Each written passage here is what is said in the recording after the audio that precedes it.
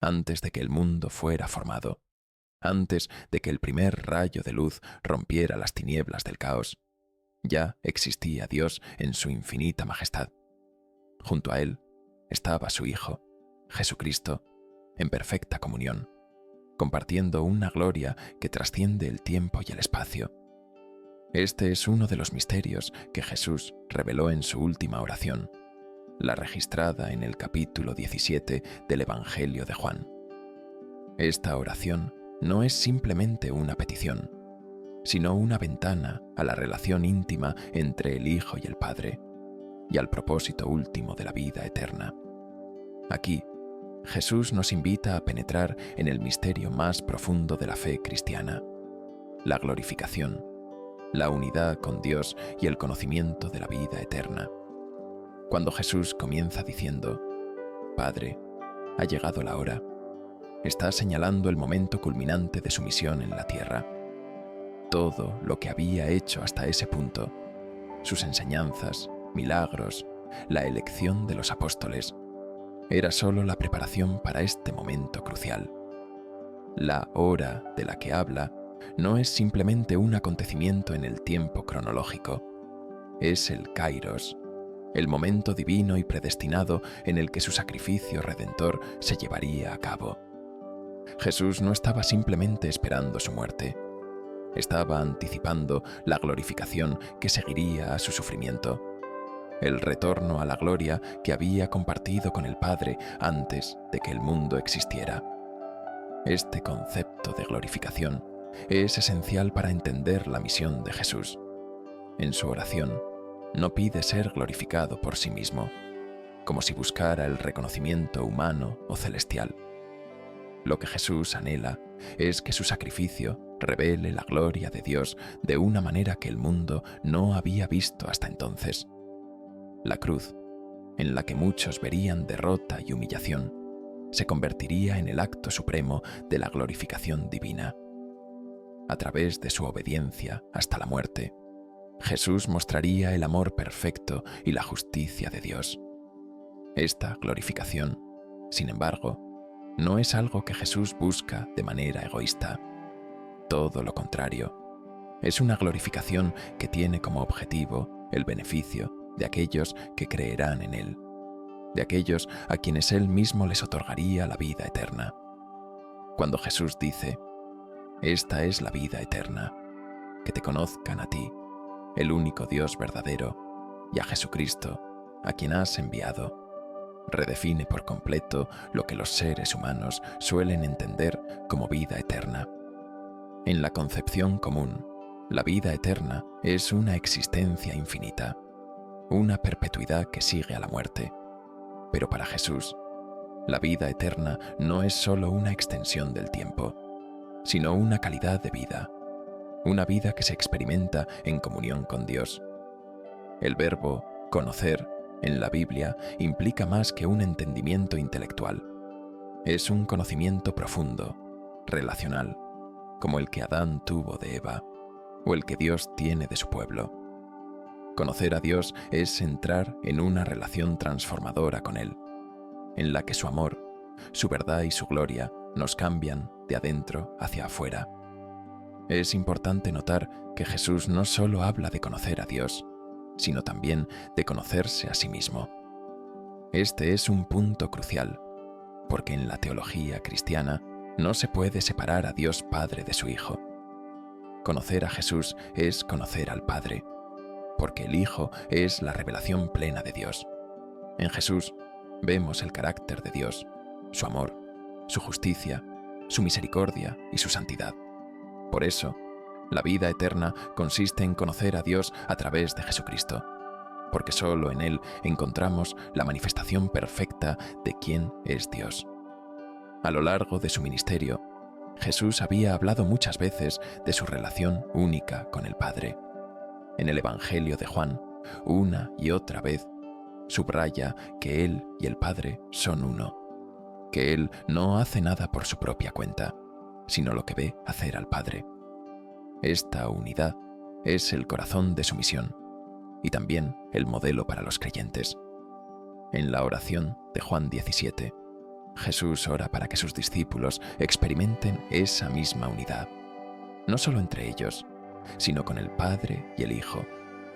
Esta unidad, como se describe en los versículos siguientes, no es simplemente una unión de creencias o doctrinas, sino una comunión espiritual y profunda que refleja la misma relación que Jesús tiene con su Padre. Pero antes de profundizar en la unidad, Jesús expresa su deseo de glorificación, diciendo: Padre, glorifica a tu Hijo para que tu Hijo te glorifique. Aquí encontramos uno de los intercambios más profundos de la teología cristiana. El Hijo es glorificado para que el Padre sea glorificado. No hay competencia ni egoísmo en la Trinidad. Todo es mutuo y compartido. Jesús no busca su propia gloria, sino la del Padre. Al mismo tiempo, el Padre glorifica al Hijo, no solo en su muerte, sino en su resurrección y exaltación.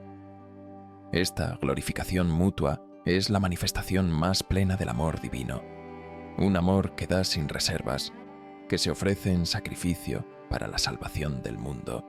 Jesús continúa su oración, pasando de sí mismo a sus discípulos, aquellos que habían caminado con él y habían creído en su mensaje. He manifestado tu nombre a los que del mundo me diste. Tuyos eran, y me los diste, y han guardado tu palabra, dice. Aquí vemos un principio esencial. Los discípulos pertenecen al Padre, pero han sido dados a Jesús para que los cuide y los guíe. Esta relación no es accidental ni producto del azar. Los discípulos han sido elegidos, sacados del mundo y confiados al Hijo. Y aunque aún no comprenden plenamente lo que está por venir, Jesús ya declara que han guardado la palabra del Padre, porque han creído en Él. Es en este contexto de elección y cuidado divinos que Jesús ora por su protección. Sabe que, después de su partida, los discípulos enfrentarán pruebas y persecuciones.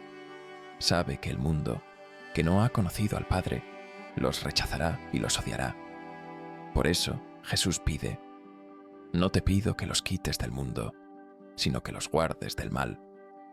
Esta petición es profundamente reveladora. Jesús no pide que sus discípulos sean retirados de las dificultades, sino que sean protegidos en medio de ellas. El cristianismo nunca ha sido una invitación a escapar del sufrimiento o la lucha. Al contrario, es un llamado a seguir a Cristo en su camino de cruz, sabiendo que, aunque enfrentemos el mal, no estamos solos. Jesús también ora por la santificación de sus discípulos. Santifícalos en tu verdad. Tu palabra es verdad. La santificación es un proceso de separación y consagración para Dios. No es simplemente un alejamiento del pecado, sino una dedicación completa a la voluntad de Dios. Jesús mismo se ofrece como ejemplo de esta santificación, diciendo: y por ellos yo me santifico a mí mismo, para que también ellos sean santificados en la verdad. Aquí vemos el corazón del sacrificio de Jesús. Él se consagra completamente a la voluntad del Padre. Se entrega como el Cordero sin mancha, para que, a través de su sacrificio, sus discípulos puedan ser hechos santos. Lo más notable de esta oración es que Jesús no ora solo por los discípulos que están con Él en ese momento. También ora por todos los que creerán en Él a través de su palabra. Esta es una visión profética que abarca toda la historia de la Iglesia, incluyendo a cada uno de nosotros. Jesús, en su oración, nos incluye a ti y a mí. Ora para que, así como sus primeros discípulos, también nosotros seamos uno en Él y en el Padre. Esta unidad, como lo menciona Jesús, no es solo una cuestión de cooperación o acuerdo superficial. Es una unión espiritual y eterna que refleja la misma comunión que existe en la Trinidad. Después de orar por la santificación y protección de sus discípulos, Jesús hace una súplica aún más abarcante. En Juan 17, 20-21, Jesús ora no solo por los que están presentes, sino por todos los que creerán en Él a través del testimonio de sus discípulos. Esto incluye a cada uno de los creyentes a lo largo de la historia, hasta nuestros días. Jesús dice: «No ruego solo por ellos, sino también por los que han de creer en mí por la palabra de ellos, para que todos sean uno, como tú, oh Padre, en mí y yo en ti, que también ellos sean uno en nosotros, para que el mundo crea que tú me enviaste». Esta es una de las peticiones más sorprendentes y reveladoras de toda la oración. Jesús no está pidiendo simplemente una unidad externa o institucional. No está hablando de que todos los creyentes se unan en una misma denominación o estructura eclesiástica. Lo que Jesús está pidiendo es una unidad mucho más profunda, una unidad espiritual que refleje la relación que Él mismo tiene con el Padre. Es una unidad basada en la comunión con Dios y en la participación en su amor y verdad. Esta unidad, como Jesús lo señala, no es un fin en sí mismo, sino un testimonio al mundo de que el amor de Dios es real y transformador. La unidad que Jesús describe aquí es radical. Él la compara con su propia relación con el Padre, como tú, oh Padre, en mí y yo en ti. Esta es la clave para entender la profundidad de lo que Jesús está pidiendo. La relación entre el Padre y el Hijo es una de perfecta comunión, amor y obediencia. No hay separación, no hay discordia, sino una perfecta armonía en propósito y ser. Jesús desea que sus seguidores experimenten esa misma unidad, no solo entre ellos, sino también con Dios. Este es el corazón del Evangelio, que a través de Jesús los seres humanos puedan ser reconciliados con Dios y entrar en una relación de comunión eterna con Él. Pero, ¿cómo es posible esta unidad? Jesús no solo pide que sus seguidores sean uno, sino que también participen en su gloria. En Juan 17:22, Él dice: «La gloria que me diste, yo les he dado, para que sean uno, así como nosotros somos uno». Aquí encontramos un concepto clave en la teología cristiana: la glorificación del creyente. Esta gloria no es algo que los creyentes ganan por sí mismos, sino algo que reciben de Cristo. Al estar en Cristo, los creyentes participan en la misma gloria que el Hijo tiene con el Padre. Esta gloria no es una mera radiación externa de esplendor, sino la manifestación del amor divino, la justicia y la santidad de Dios que transforma al creyente desde su interior. La participación en la gloria de Cristo es lo que permite la unidad. No es posible la verdadera unidad entre los creyentes sin que primero sean transformados por la gloria de Dios. Esta transformación implica una renuncia al ego, al orgullo y a la división. Implica vivir en el amor sacrificial que Cristo modeló y estar dispuestos a poner las necesidades de los demás por encima de las nuestras.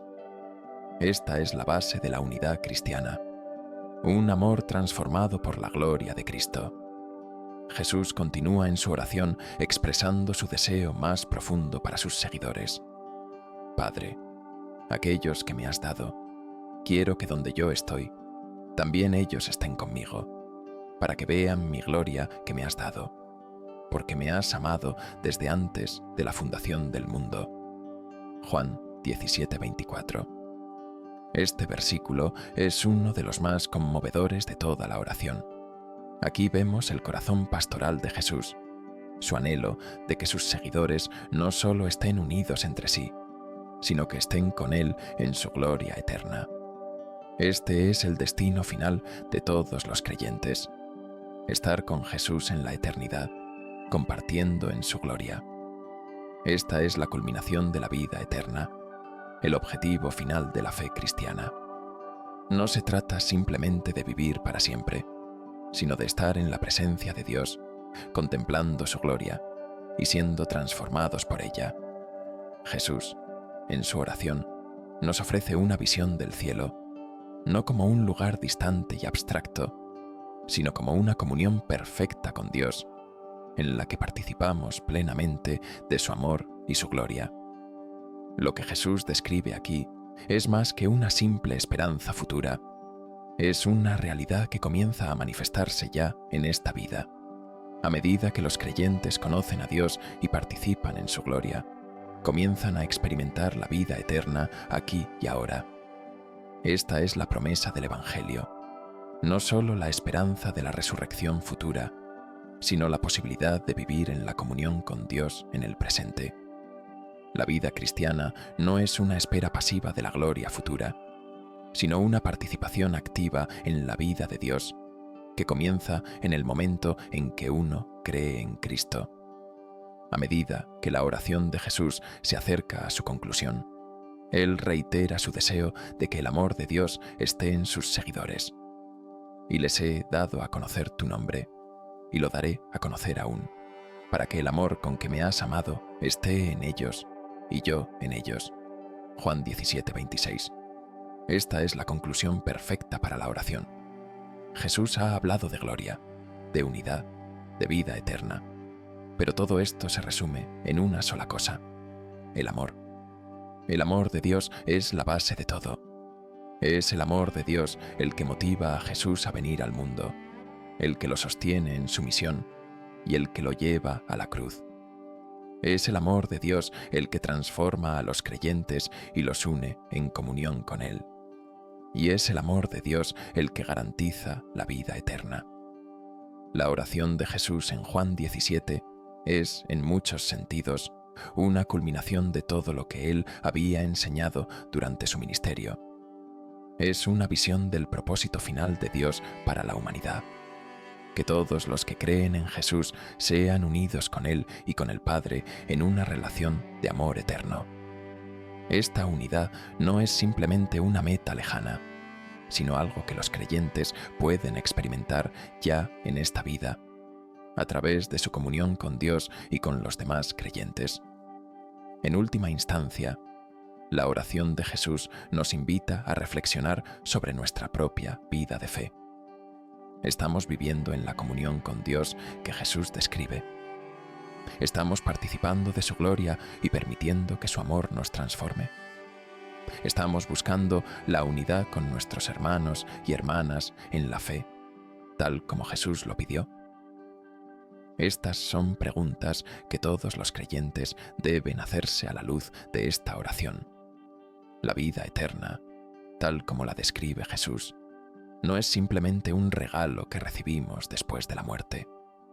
Es una vida transformada por el amor y la gloria de Dios, una vida de comunión con Él, que comienza ahora y se extiende por toda la eternidad.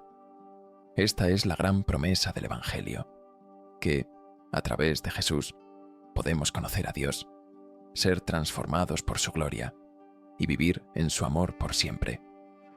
Así, al concluir esta reflexión sobre la oración de Jesús, somos llamados a vivir en la realidad de lo que Él ha orado por nosotros. Somos llamados a buscar su gloria, a vivir en su amor y a estar unidos con Él y con el Padre en comunión eterna. Esta es la vida eterna que Jesús ofrece a todos los que creen en Él.